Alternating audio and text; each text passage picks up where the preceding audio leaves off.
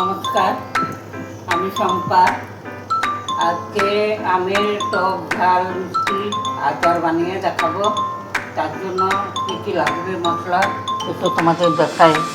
এখানে সরষে, শুকনো লঙ্কা, গোটা ধনে, গোটা জিরে, গোটা মরিচ, আর এখানে আছে পাঁচফোড়ন।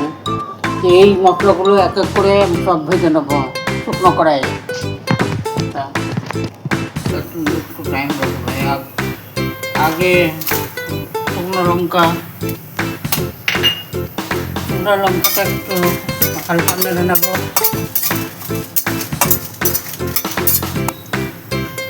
তারপর দিয়ে দিলাম গোটা ধনে,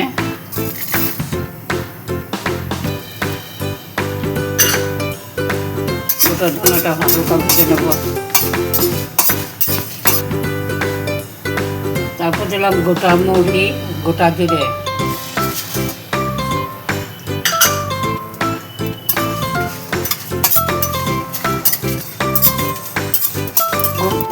গোটা সরষে, এটা বেশি ভাজবো না, কারণ এই গরমেই হয়ে যাবে, নাহলে তেতো হয়ে যাবে। এবারে নামিয়ে নিলাম, তারপর ঠান্ডা হলে গুঁড়ো করবো। এবার দেবো তেল,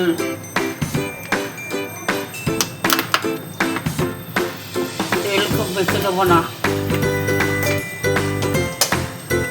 সরষের তেল দিলাম। এবার দিলাম পাঁচফোড়ন,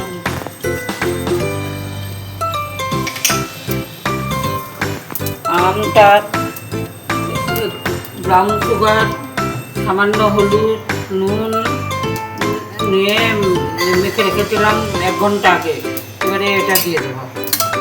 ব্রাউন সুগার দিয়েছে, তুমি যে কোনো চিনি দিতে পারো, হোয়াইট সুগার বা যে কোনো নর্মাল সুগারও। একটু সুইটনেস আসা চাই খালি।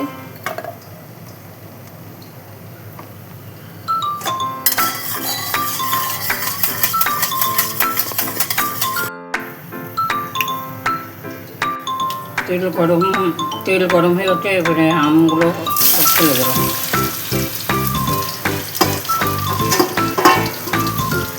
সবসময় ধুয়ে কাটতে হবে, আর না হলে কেটে ভালো করে জলটা মুছে নিতে হবে, যেন জল না লেগে থাকে। এখন আমি কিছুক্ষণ ভাজবো।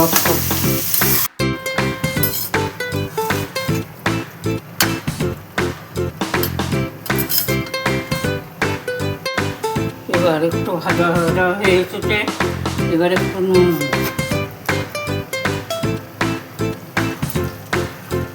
দিয়ে একটু নাড়াচাড়া করে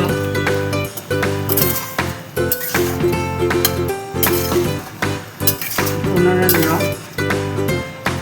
তারপরে এবার দিয়ে দেবো গুড়। তোমরা তোমাদের আন্দাজ মতো যেমন মিষ্টি তো যেমন খাবে তেমন তোমরা আন্দাজ মতো দিতে পারবো। গুড় নিয়ে এবার গুড় দিয়ে আমি কিছুক্ষণ নাড়াচাড়া করবো যতক্ষণ রয়ে যায়।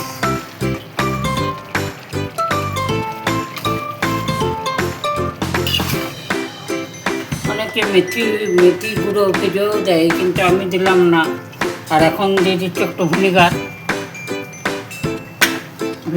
দিয়ে একটু নাড়াচাড়া করে, তারপর যে মশলাগুলো আমি ভেজেছিলাম সেগুলো গুঁড়ো করে এবারে এগুলো লাগছে, এগুলো দিয়ে দেবো।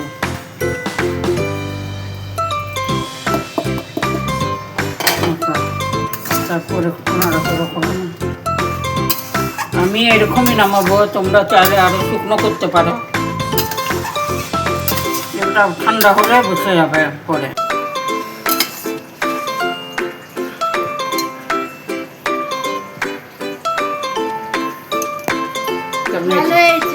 ভালো হয়েছে, ঠিক আছে।